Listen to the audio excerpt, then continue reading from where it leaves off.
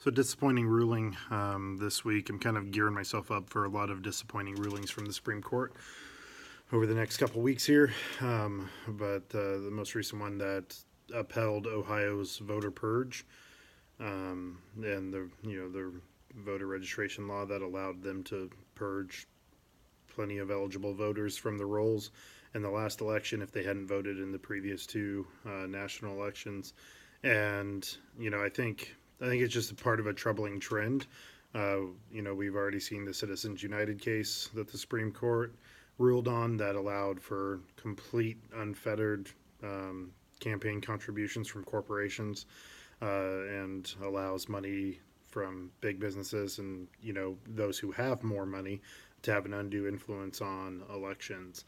And now with this, there also was the ruling last year about that overturned part of the Voter Rights Act and, said that states didn't have to check in with the federal government in order to enact new voter registration rules and laws, particularly those from the Confederate South. Right away you started seeing the rollback of voter rights in different states as they've make it more and more difficult through voter registration, through ID laws, through all types of different stuff.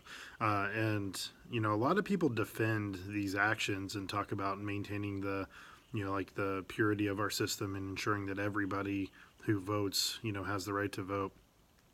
But the evidence just isn't there that that's a problem.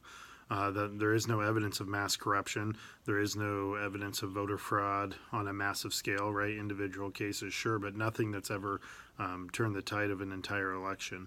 And so it's fascinating to me that people will emphasize that, because really if we're about democracy and we're about ensuring that voice matters, then we should be making it as easy as possible to vote. I'm happy that my state, Washington, recently passed automatic voter registration, and so everybody is automatically registered to vote when they get their state issued ID.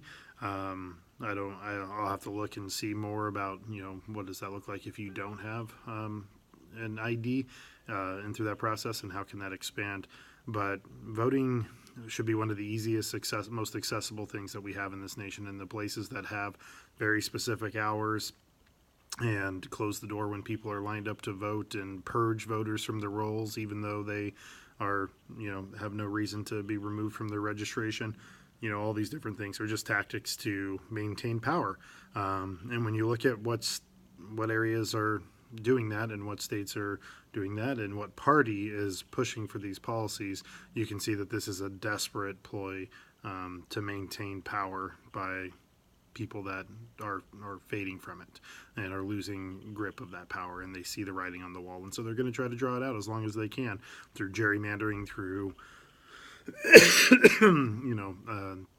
making it more difficult to register to vote, making it more difficult to actually cast your vote, and then casting doubt on the entire process by claiming that 2 million, 3 million people voted illegally.